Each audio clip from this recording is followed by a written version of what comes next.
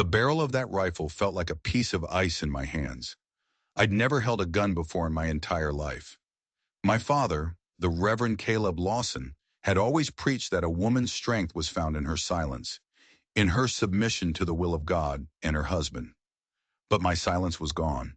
It had been burned away in a fire of public shame, and submission was a luxury I could no longer afford. Here I stood, on the very steps of Redemption Springs Church, the cold Montana air biting at my cheeks. The wooden stock of the rifle was pressed hard against my shoulder, my finger trembling just over the trigger. "Father," I said. My voice didn't shake. It carried across the town square, sharp and clear in the winter mist. A crowd had gathered, their faces a mix of horror and a kind of hungry curiosity you only see when a life is about to unravel. "You killed my sister. I won't let you kill another Lawson." The rifle was pointed squarely at him. Reverend Caleb Lawson, my father. His face, a mask of righteous fury just moments before, was now twisted in pure disbelief. Behind him I saw Sheriff Morgan's hand drift slowly, deliberately, toward the butt of his pistol. My heart was a wild drum against my ribs. Inside me the child I carried, my secret shame made flesh, stirred as if it could sense the danger. How did it come to this? How did the preacher's daughter end up here, ready to spill blood on holy ground? You have to understand, just 3 months ago, I was the good daughter. The one who stayed after my sister Hannah was gone.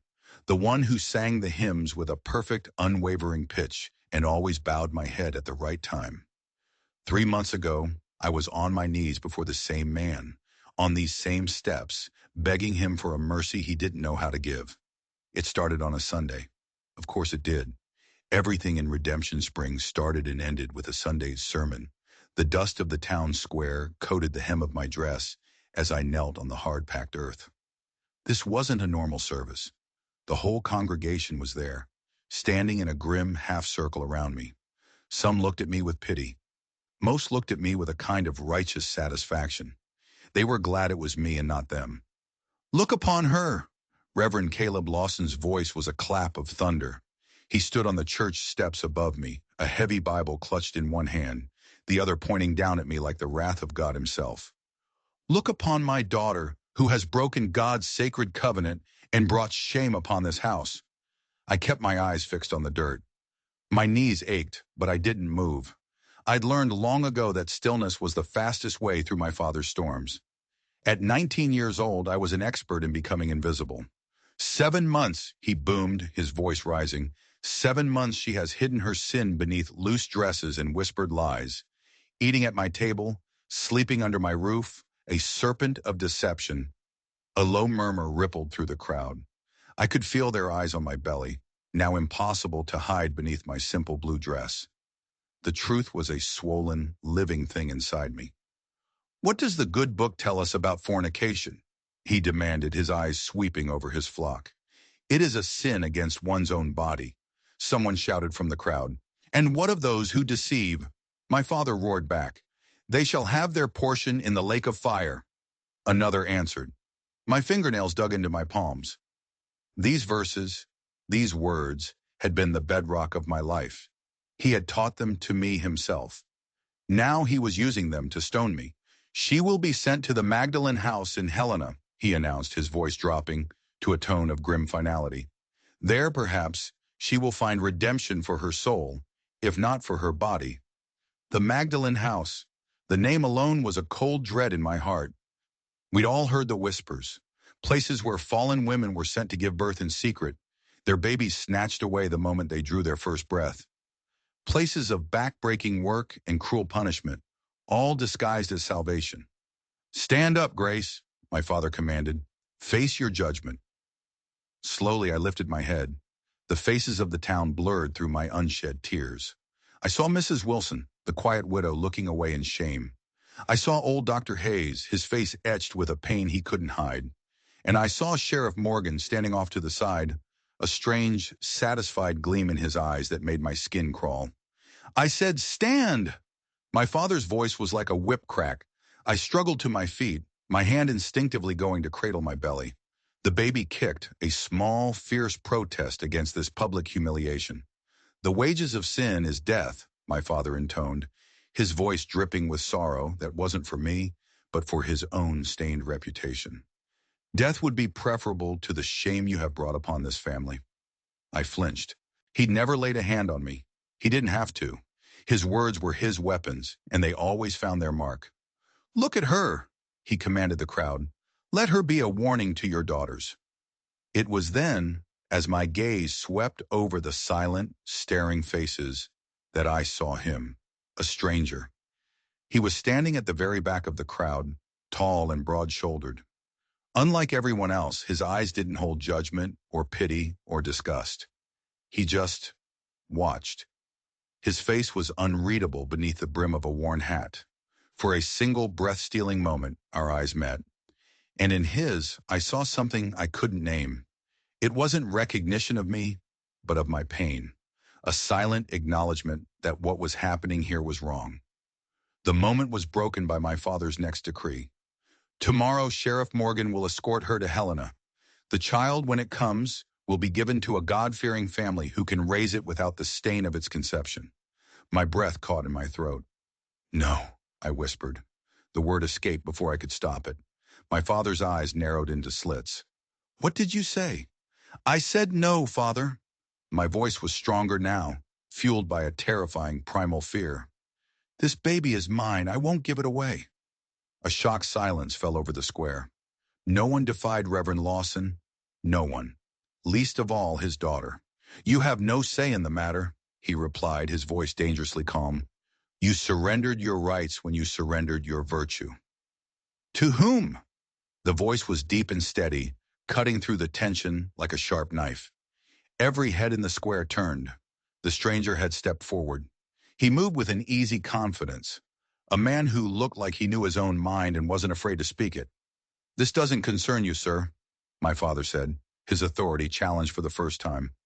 I believe it concerns us all when justice is twisted into cruelty, the stranger replied, his voice even but firm. He turned his gaze on me. Miss, do you wish to go to this Magdalen house? I stared at him, my mind reeling. No one in Redemption Springs had ever dared to question my father so openly. It was unthinkable. You overstep, stranger, my father snapped. This is a family matter. A family matter you've made quite public, the man pointed out. You invited the whole town to witness. Well, I'm witnessing.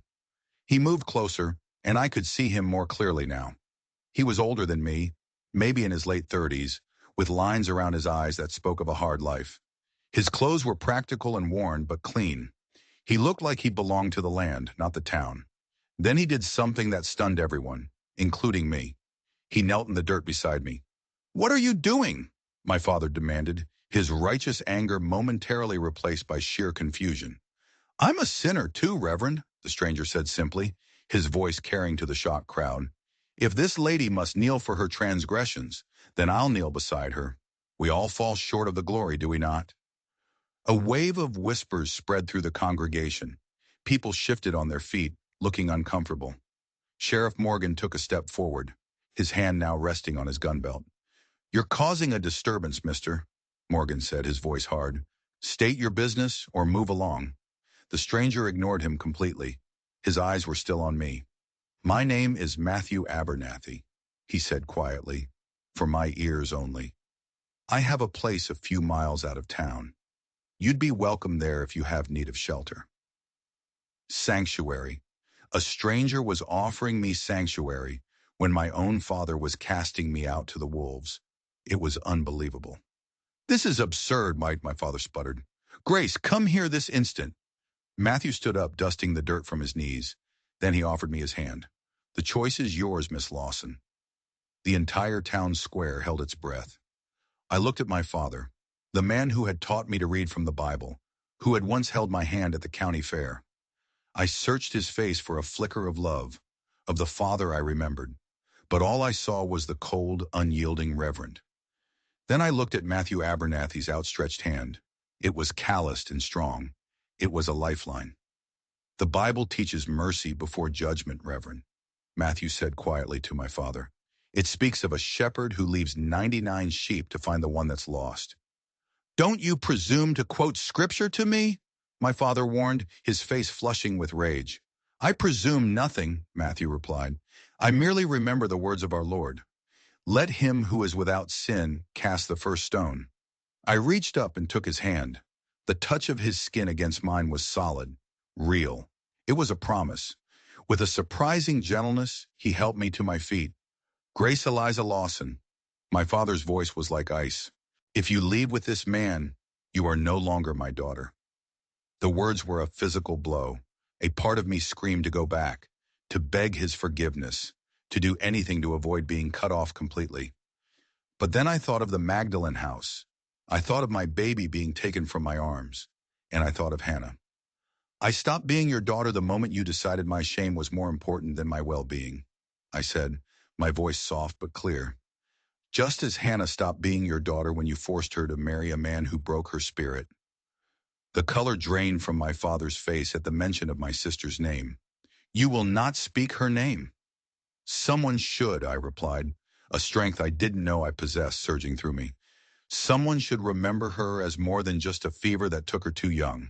With that, I turned my back on my father. For the first time in my life, Matthew led me through the crowd, which parted for us like the Red Sea. I could feel their stares, hear their shocked whispers, but I didn't look at any of them.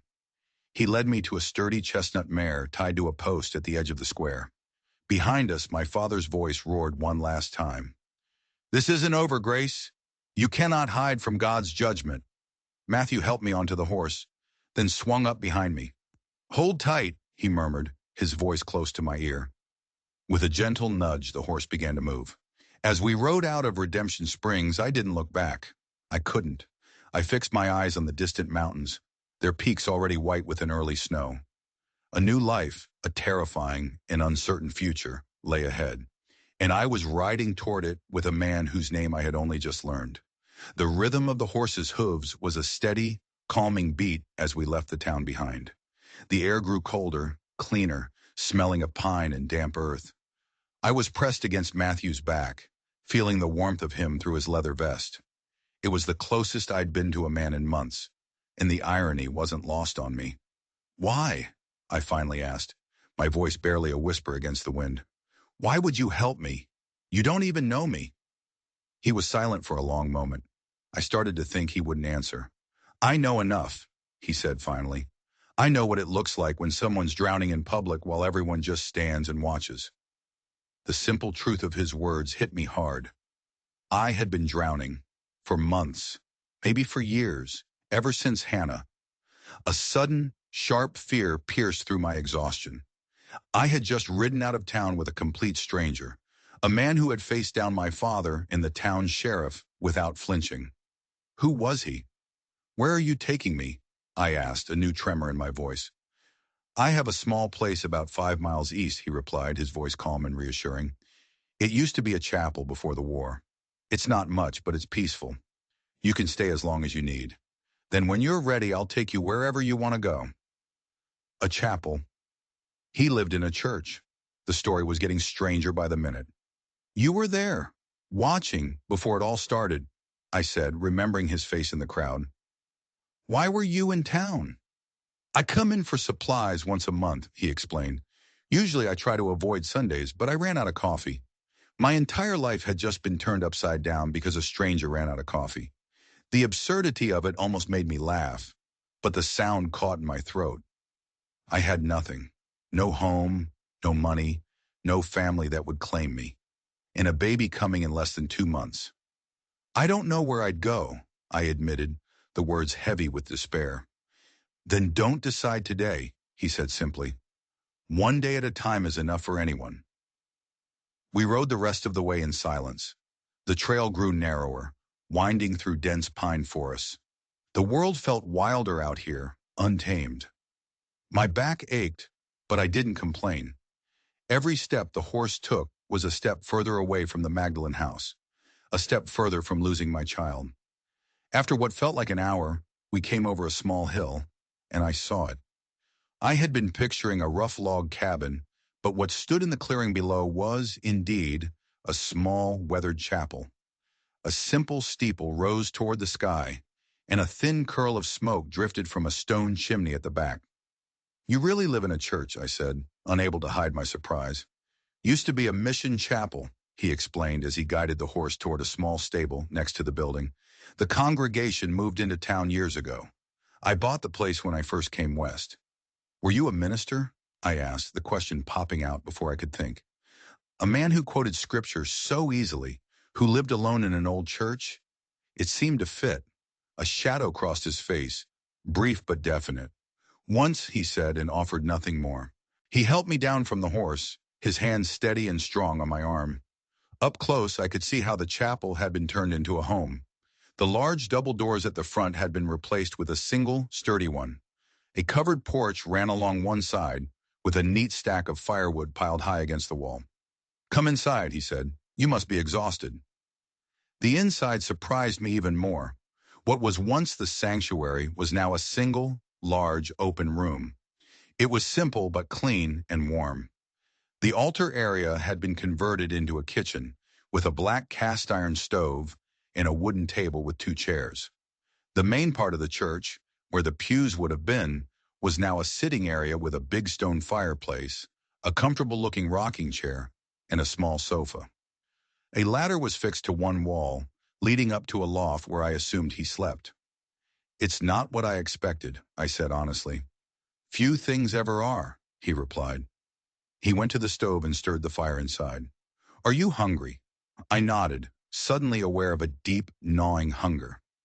I hadn't eaten since that morning, before my father had discovered me trying to pack a small bag, before my pathetic, failed attempt to escape on my own. It felt like a lifetime ago. "Sit," he said, gesturing to the table. "Rest." I sank gratefully into a chair. I watched him move around the kitchen, his movements efficient and practiced. He ladled a thick stew from a pot that had been simmering on the back of the stove. There was something calming about watching this big, quiet man perform such a simple, domestic task. "Have you lived here alone for long?" I asked. "About 7 years," he said, placing a steaming bowl of stew and a thick slice of bread in front of me. 7 years, since after the war. I wanted to ask more, but the smell of the food was too distracting. I ate like a starved wolf, the simple meal tasting better than anything I could remember. "Thank you," I said when I was finished.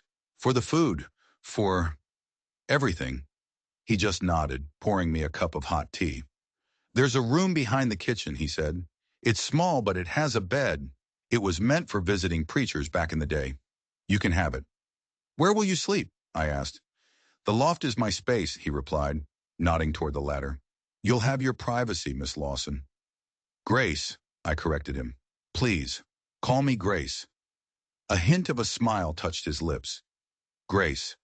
As the evening settled in, I found myself in the rocking chair by the fire, a thick wool blanket tucked around me. The steady rhythmic creak of the chair was strangely soothing. Matthew had retreated to the other side of the room, giving me space, respecting my silence. The firelight cast dancing shadows on the high walls. The pews in the pulpit were long gone, but the building still held a sense of peace, of sanctuary. For the first time in so many months, I felt like I could actually breathe. My hand rested on my round belly, and I felt the gentle flutter of my child moving within. "We're safe," I whispered to the baby. "For now, at least, we're safe." I must have drifted off because the next thing I knew, a soft touch on my shoulder startled me awake. The fire had burned down to glowing embers. "The bed's ready," Matthew said, stepping back as soon as my eyes opened. "You'll be more comfortable there." I followed him to the small room. It was sparse but clean, with a narrow bed made up with a fresh quilt, a small table, and a lamp. "Sleep well, Grace," he said, and quietly closed the door, leaving me alone. As I lay down on the mattress, the day's events washed over me. I had defied my father. I had left my home. I had placed my life and my child's life in the hands of a stranger. What kind of woman did that make me? What kind of mother would I be? The questions swirled in my head, but exhaustion was a heavy weight, pulling me down into darkness. And as I drifted off to sleep, I thought I heard a sound from the main room, a deep baritone voice humming a soft, familiar melody. It was a hymn my mother used to sing to me when I was a child, a song of comfort. For the first time since I discovered I was pregnant, I slept without dreaming. The next morning I woke to pale sunlight filtering through the small window. For a moment, I had no idea where I was. Then it all came rushing back. The shaming, the stranger, the chapel in the woods. I dressed quickly and stepped out into the main room. It was empty. The fire had been banked, glowing warmly. On the stove, a pot of oatmeal was keeping warm, and beside it was a note written in a surprisingly neat, elegant hand. Gone to tend the animals. Please help yourself to breakfast. I served myself a bowl of oatmeal, adding a drizzle of honey from a jar on the table. As I ate, I looked around the room more closely. The place was filled with books. The shelves that lined the walls held not just Bibles and religious texts, but books on history, poetry, even medicine. On one shelf was a collection of beautifully carved wooden animals, a bear, a deer, an eagle. On the wall near the fireplace hung a single framed photograph. It was a woman with a serious, strong face, seated beside a small cradle. I moved closer, drawn by her eyes. They held a deep, quiet sadness. My wife, Sarah. Matthew's voice startled me. I hadn't heard him come in. I'm sorry, I said, stepping back quickly. I didn't mean to pry. It's not prying to look at what's in plain sight, he said, hanging his coat on a peg by the door. Sarah would have liked you. I glanced back at the photograph. She's beautiful. She was, he said, and those two simple words held a world of loss. The fever took her and our son during the war, while I was away. I'm so sorry, I said, the words feeling small and inadequate. He just gave a single sharp nod. The silence that followed was awkward. The strangeness of our situation felt more real in the bright light of day. A pregnant, unmarried woman, hiding out with a reclusive widower miles from anywhere. Mr. Abernathy, I began. Matthew, he corrected gently. Matthew, I started again. I am so grateful for your help, but I can't impose on you forever. He looked at me with those steady, unreadable eyes. Where would you go? The question hung in the air. I had no answer. Cousins in Virginia who would surely side with my father? My mother's family who I'd never even met? I don't know, I admitted. Then why not stay? He asked simply. The room is yours for as long as you need it. No one from town ever comes out this way. Because it's not proper, I said, falling back on the rules that had governed my entire life. A faint smile touched his lips. Grace, I think we're a little past worrying about what's proper, don't you? He was right, of course. My reputation was already in ruins. But still. What will people think? I whispered. The same things they already think, he answered, his voice gentle but firm.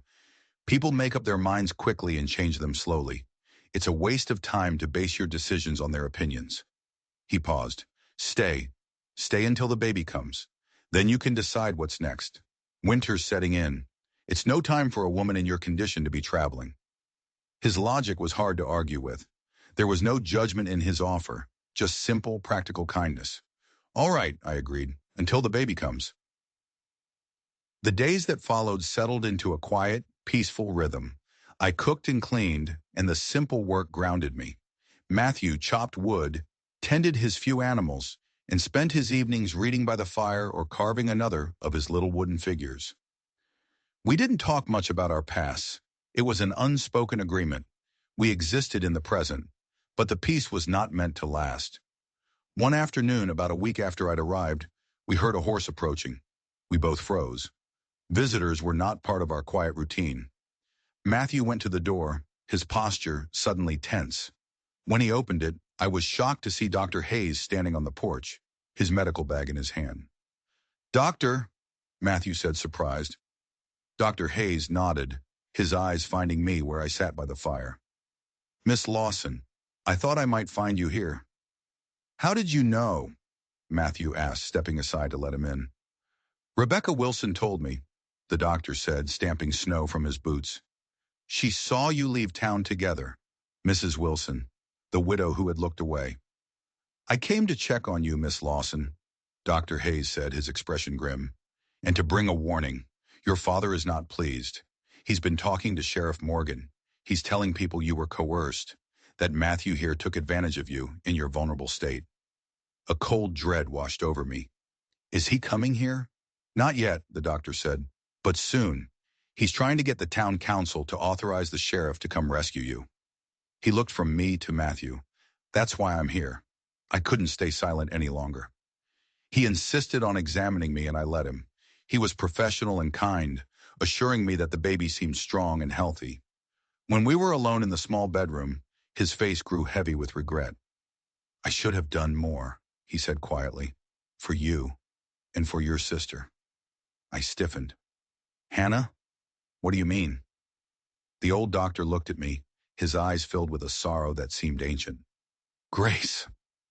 Hannah didn't die of a fever. The floor seemed to tilt beneath my feet. What? What are you saying? Her husband, Frederick Miller, the man your father forced her to marry, he was a cruel man, Dr. Hayes said, his voice thick with pain. She came to me bruised and terrified. I treated her injuries, but I told her to pray on it. I told her to be a dutiful wife.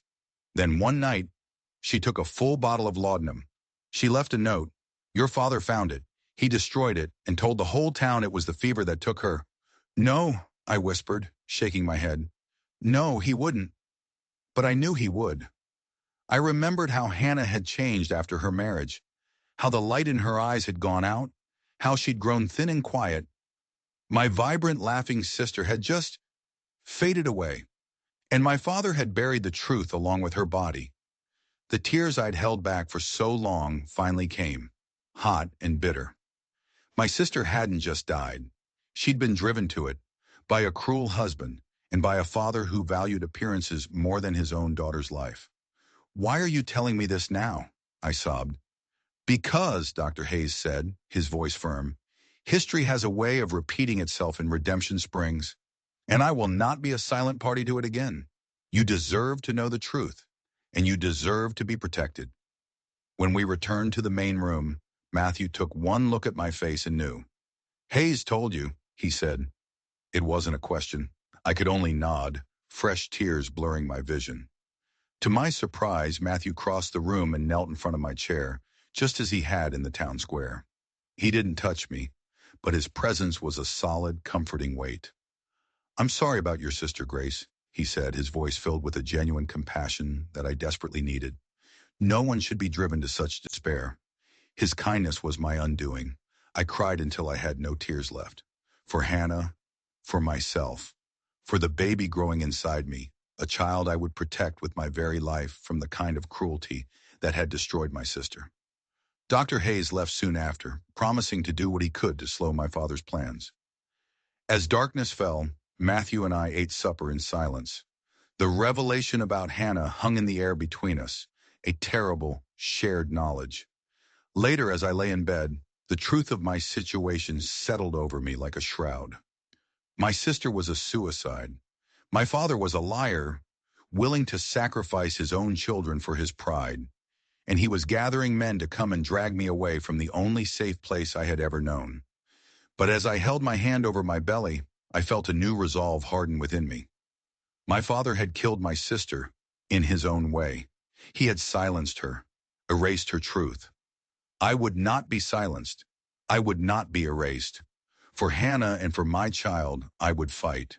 And for the first time, I wasn't fighting alone. The first heavy snow of winter came that night, blanketing the world in a thick, silent layer of white. It was beautiful, but it was also a prison. The trail to town was impassable. We were trapped. For days, Matthew and I existed in our own quiet world. The shared knowledge of Hannah's fate and the looming threat from my father had forged a new kind of bond between us. The silences were no longer awkward, but comfortable. We were two wounded souls finding a strange solace in each other's company. But the questions about him, about his past, still lingered in my mind. One evening, we were sitting by the fire. I was mending one of his shirts and he was carving a piece of wood, the shavings falling onto the stone hearth. The firelight softened the hard lines of his face. Why did you stop being a minister? The words were out before I could stop them. His hands stilled. He stared into the fire for a long moment, and I was sure he wouldn't answer, that I had crossed a line. I lost my faith, he said finally, his voice so quiet I had to lean forward to hear. Or maybe it just changed into something the church couldn't recognize. He told me about the war. He'd been a chaplain, tending to dying boys on bloody battlefields. He spoke of trying to offer comfort when all he felt was a profound, horrifying emptiness. I wrote to Sarah about my doubts, he said, his voice rough with old pain. Then the fever came to our town. She wrote that our son, Elijah, was sick. Then she got sick herself. I requested leave to go home to them. It was denied. My commanding officer said the men needed spiritual comfort more than my family needed me. He fell silent. I could barely breathe. By the time I received the letter telling me they were both gone, he continued, I was at Gettysburg. I stood there among thousands of dead men, and I tried to pray, but nothing came. There was just nothing. He had come west after that, a hollowed-out man searching for a place to disappear. He'd found the abandoned chapel by chance. It seemed fitting, he said with a sad, crooked smile. But you still believe in something, I said. I can see it. He looked at me, his gaze intense. I believe in mercy, he said. I believe in kindness. I believe in protecting the innocent. The God your father preaches, a God of judgment and wrath. I don't know him anymore. He paused. What about you, Grace? After everything, do you still believe? No one had ever asked me that. My faith had always been a thing given to me, forced upon me. It was never my own. I don't know, I admitted. My hand went to my belly. But I believe this baby deserves a life free from shame. I believe she deserves to be loved. Then that's faith enough, he said softly. A gust of wind rattled the windows and Matthew stood up. I should check on the animals, he said, pulling on his heavy coat. After he left, I found myself drawn to the ladder that led to his loft. I knew I shouldn't. It was his private space. But I couldn't help myself. I needed to understand this man who had saved me. I climbed carefully, my heavy belly making it awkward. The loft was simple. A bed, a trunk, a small table. But tucked under the bed, I saw the edge of a wooden box. My heart pounded. I knew I should go back down. This was wrong. But I knelt and pulled the box out. Inside was a small folded baby blanket, and beneath it, a bundle of letters tied with a ribbon, and a photograph. It was Matthew and his wife, Sarah. They were so young. Matthew was wearing a minister's collar. But that wasn't what made me gasp. It was the resemblance. The man in the photograph, the younger Matthew, looked so much like Sheriff Morgan, it was uncanny. The same jawline, the same deep-set eyes. They had to be related. Brothers? The sound of the chapel door opening below made me jump. I shoved the box back under the bed and scrambled for the ladder. I was halfway down when Matthew looked up and saw me. His face was a mask. No anger, no surprise. Just a quiet, deep disappointment that was somehow worse than yelling. Grace, he said. I'm sorry, I whispered, my face burning with shame as I reached the floor. I shouldn't have. I was just curious. Did you find what you were looking for? He asked, his voice even. I saw the photograph, I admitted, my voice trembling. You and Sheriff Morgan, you look... He let out a long, slow breath. He walked over to the window and stared out at the snow. He's my brother, he said, my half-brother. James is his given name. Morgan was our stepmother's name. My mind reeled. His own brother was helping my father hunt me down. What happened between you? I asked. He told me a long, ugly story about how he had helped James get the sheriff's position, hoping it would steady him. But power had only amplified the cruelty that was already inside him. James became a bully, using his badge to extort and intimidate. The real break came over a woman, Matthew said, his voice tight. A young widow. James wanted her. She refused him, so he started making her life a living hell. Fining her for things she didn't do. Threatening to take her farm. You intervened, I guessed. I helped her sell her land and move to Oregon, where he couldn't reach her, Matthew confirmed. He's never forgiven me for it. He saw it as me, the righteous older brother, interfering in his life one more time. So this wasn't just about the law. For Sheriff Morgan, this was personal. He didn't just want to enforce my father's will. He wanted to destroy Matthew, and I was the weapon he was going to use. Suddenly, a sharp pain gripped my lower back, making me gasp. Grace? Matthew was at my side in an instant. Are you all right? It's just the baby, I said, breathing through it. Moving around. But as another stronger pain followed a few minutes later, a terrifying thought struck me. It was too soon. It was weeks too soon. But the baby didn't care about the calendar, and it didn't care about the storm outside, or the posse that was surely gathering in town. My child was coming. Now, the storm that had trapped us became our shield. For 3 days the snow fell, piling in deep drifts against the chapel walls. No one could get in, but no one could get out either. And inside, a new storm was brewing. The pains came and went, teasing me. They weren't regular, not yet, but they were a constant, nagging reminder of what was coming. Matthew was a rock. He never left my side, his calm presence a steady anchor in my sea of fear. On the 4th morning, the snow stopped. The world outside was a pristine, blinding white. The trails would be clearing. Time was running out. Then that afternoon we heard it, a horse struggling through the deep snow. Matthew grabbed his rifle. I held my breath. But it wasn't my father. It was a woman wrapped in a heavy cloak, Rebecca Wilson. I came to warn you, she said, her breath misting in the cold air, as Matthew let her in. He's coming. Your father has convinced a handful of men to ride with him. He's calling it a rescue party. When? Matthew asked, his voice grim. As soon as the main trail is clear, Rebecca said. A day, 2 at most. The sheriff, of course, the Dawson brothers, and Frederick Miller, Hannah's husband, the man who had driven her to her death. My stomach twisted in knots. There's more, Rebecca said, her eyes finding mine. They were filled with a deep, sorrowful pity. Benjamin Davis is back in town. Benjamin. The name was a ghost on my tongue. The charming, handsome boy who had whispered promises to me in the moonlight. The father of my child who had vanished without a word the moment I told him I was pregnant. His father is dying, Rebecca explained. He's come back to settle affairs. Does he know? I whispered, my hand flying to my belly. I don't think so, Rebecca said. Your father has been careful with the story. He's telling everyone you were led astray by some passing drifter. Of course, my father would never admit his daughter had been sullied by the son of a prominent family. It was always easier to blame a nameless, faceless sinner. Rebecca's visit changed everything. The threat was no longer a vague possibility. It had names and faces. A ticking clock had started. That night, after Rebecca had agreed to stay, Matthew climbed the ladder to his loft, but he paused at the top. Grace, he said, his voice low, about Benjamin Davis. If he's the father, he has responsibilities. But that doesn't mean you owe him anything. You remember that. His fierce, quiet protectiveness warmed me to my core. Later, as Rebecca and I sat by the fire, she looked at me with her wise, knowing eyes. He cares for you, child, she said. He's been kind, I answered, my cheeks growing warm. It's more than kindness, she insisted.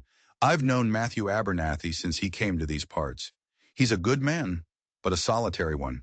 He keeps the world at arm's length. I've never seen him let anyone in. Until you. I didn't know what to say. I had been so focused on surviving, I hadn't let myself think about what was growing between me and Matthew.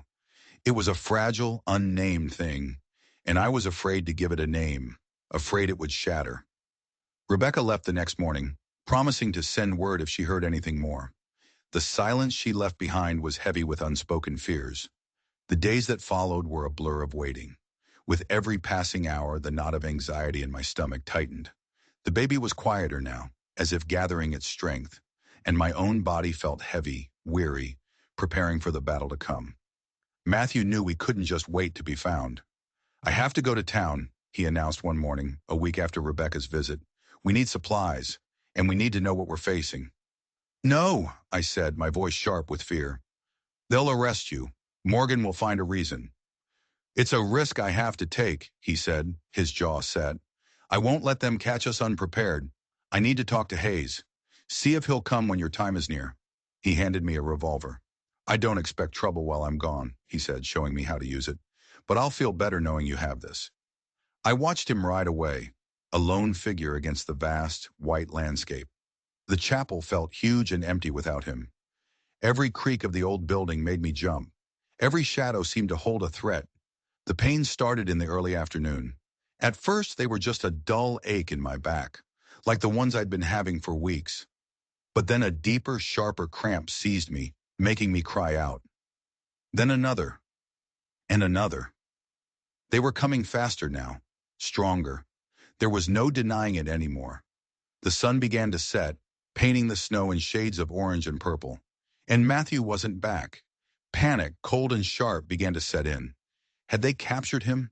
Was he locked in the town jail?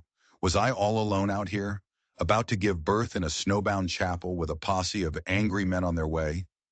I barred the door as he told me to. I lit the lamps, pushing back the encroaching darkness. I held the heavy revolver in my lap, my hands trembling. The hours crawled by. The pains grew more intense, demanding all of my attention. I rocked in the chair by the fire, breathing, moaning, praying to a God I wasn't sure I believed in anymore. Praying for Matthew to come back. It was long after dark when I heard the hoofbeats. Relief, so powerful it almost made me collapse, washed over me. I stumbled to the door, fumbling with the bar. I threw it open just as he was dismounting. "Thank God," I cried. "I was so worried. The baby, it's coming." One look at his face, and my relief vanished. It was a grim, hard mask. "Bar the door again," he said, his voice tight with urgency. "They're coming. Tonight." He'd barely gotten the words out before another contraction ripped through me, forcing me to my knees. Matthew was there, catching me, holding me. "Your father has a letter from the judge," he said, speaking quickly as he helped me back to the chair. "A forgery claiming you're being held here against your will. Morgan is using it as an excuse. They're not waiting. They're riding tonight." He looked at me, his eyes dark with a terrible fire. "And Grace. Benjamin Davis is with them." The name was a slap. Benjamin. He had abandoned me, left me to face this shame alone, and now he was riding with my father to rescue me? The hypocrisy was staggering. "He's telling everyone he's come back to do the right thing," Matthew said, his voice laced with contempt. "To claim his child and his wrong bride." Another pain, sharper than all the rest, tore a scream from my lips. This was it. There was no more waiting. My baby was coming into a world of chaos and violence, and the men who were supposed to protect us were the ones leading the charge to our door. The world shrank to the four walls of that chapel. Outside, a posse of angry men was riding through the snow, getting closer with every passing minute. Inside, my body was at war with itself, consumed by the primal, agonizing work of childbirth. Matthew was my anchor. His voice was a low, steady presence in the roaring chaos of my pain. He knew what to do. He told me later he'd helped the surgeon during the war, that he'd been there when his own wife, Sarah, had gone into labor. The memory was a ghost in his eyes, a deep, abiding sadness. But he didn't falter. He was here with me now. He heated water. He tore clean sheets into strips. He held my hand, letting me squeeze until I was sure I'd broken his bones. He wiped the sweat from my brow. He told me to breathe. He told me I was strong. He made me believe it. Hours melted away. There was no time, only the rhythm of the contractions, cresting and falling like terrible waves. There was no world, only the firelight, Matthew's face, and the all-consuming effort of bringing a new life into being. "I can see the head, Grace," he said, his voice thick with awe. "One more push. You can do this." I gathered every last ounce of strength I had, every bit of fear and rage and love, and I pushed. A final, tearing, burning pain, and then release. A cry. Thin, but fierce and demanding. It cut through the night, a declaration of life. "A girl," Matthew whispered, his voice choked with emotion. "You have a daughter, Grace." He laid her on my chest, a tiny, squirming, red-faced miracle. I looked down at her, at the shock of dark hair, the impossibly small fingers, and my heart cracked wide open. All the pain, all the shame, it all just fell away. There was only her. "Hello," I sobbed, tears of joy and exhaustion streaming down my face. "Hello, little one." She was perfect. Matthew worked quickly, his hands gentle and sure, cutting the cord, wrapping us both in warm blankets. He brought me sweet tea and knelt by my chair, his eyes shining in the firelight. "She's beautiful," he said, "just like her mother." The words, so simple, so sincere, were the most beautiful thing I had ever heard. "Thank you," I whispered. It wasn't enough. It would never be enough. "Grace," he started, his voice low and serious, "I care for you, more than I thought was possible. There's a place for you here, for both of you, not just shelter, a home." Before I could answer, before I could even process the hope that bloomed in my chest, a sharp, heavy knock rattled the chapel door. They were here. Matthew grabbed his rifle. His face was transformed, the gentle caregiver replaced by a grim-faced protector. Another knock, louder this time. "Abernathy, open up! This is Sheriff Morgan." I clutched my baby tighter. My brief moment of peace was over. The world was at our door. Matthew moved to the window, peering out into the darkness. But it wasn't the posse. It was a single rider. Dr. Hayes. Matthew unbarred the door, and the doctor stumbled in, his face pale with alarm. "They're coming," he gasped, not even seeing the baby in my arms at first. "Tonight, Morgan convinced your father not to wait." His eyes finally focused on me, and his jaw dropped. "Good Lord, I see I'm too late for the delivery." "A healthy girl," Matthew said. "They're less than an hour behind me," Dr. Hayes warned, his professional calm returning as he quickly examined me and the baby. "Morgan is armed. They all are." My blood ran cold. "What do they want?" I asked, my voice trembling. "To take you back," the doctor said grimly. "Your father intends to keep you under his roof, and Benjamin is talking about his rights as a father." Rights. The man had no rights. He had surrendered them when he'd walked away. "And Matthew?" I asked, my heart pounding. Dr. Hayes looked at Matthew, his expression grave. "Morgan is talking about kidnapping charges." The injustice of it was a bitter pill. The man who had saved me was to be branded a criminal. The sound of multiple horses approaching cut through the night. "They're here," Dr. Hayes said. Matthew stood by the door, his rifle held loosely at his side. Dr. Hayes stood beside me, a silent medical authority. I sat in the rocking chair, my newborn daughter sleeping against my breast, my resolve hardening into steel. I would not let them take her. I would not let them harm him. "Matthew Abernathy!" My father's voice boomed from outside. "Send out my daughter!" Matthew took a deep breath and opened the door. My father stood there, his face a thundercloud of righteous fury. Beside him, Sheriff Morgan stood with his hand on his gun, a cruel smirk on his face. Behind them were the others. The Dawson brothers looking uncomfortable, Frederick Miller looking smug, and Benjamin, his handsome face arranged in an expression of deep, phony concern. "Where is she?" my father demanded. "Miss Lawson is here," Matthew said, his voice impossibly calm, "and she has just given birth. Dr. Hayes is in attendance." He stepped aside, and they saw me. The sight of me sitting by the fire with a newborn infant in my arms stopped them dead. The anger on my father's face faltered, replaced by shock. Benjamin's carefully constructed mask of concern slipped, revealing pure astonishment.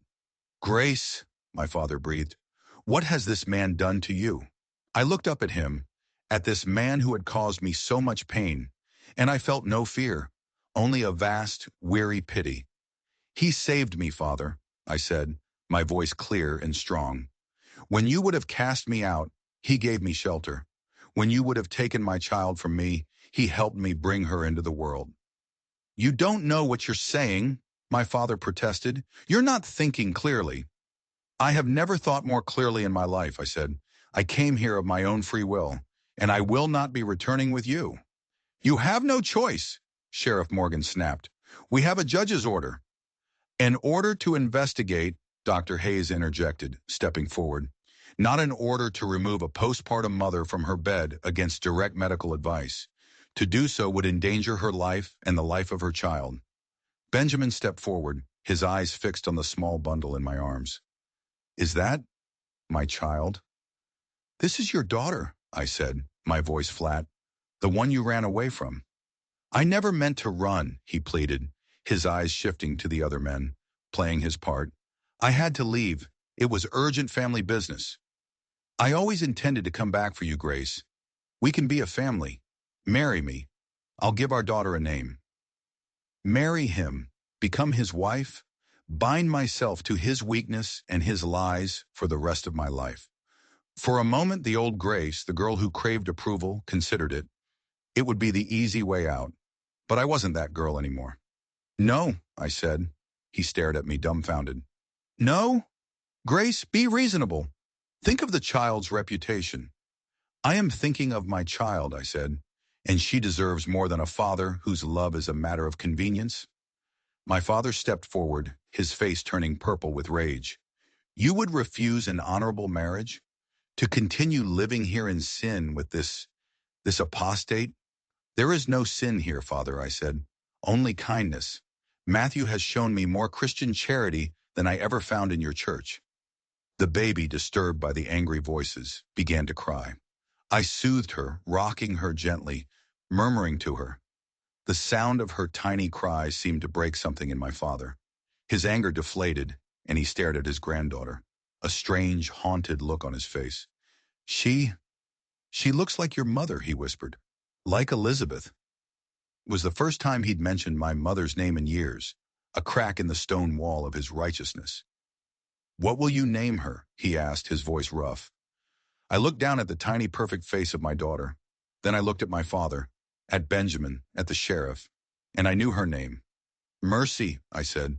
Her name is Mercy Elizabeth Lawson. Mercy. For the mercy I had been shown by a stranger. For the mercy I would have to find from my father. For the mercy my daughter would need in this hard, unforgiving world. The name and the memory of his wife it invoked seemed to drain the last of the fight out of my father, but not Sheriff Morgan. This changes nothing, he snarled, turning on Matthew. This sentimental nonsense doesn't change the fact that you've broken the law. Enough, James. Matthew's voice was quiet, but it cut through the tension like a blade. He used his brother's real name. Morgan's face contorted with a furious, personal hatred. Don't you call me that, he hissed.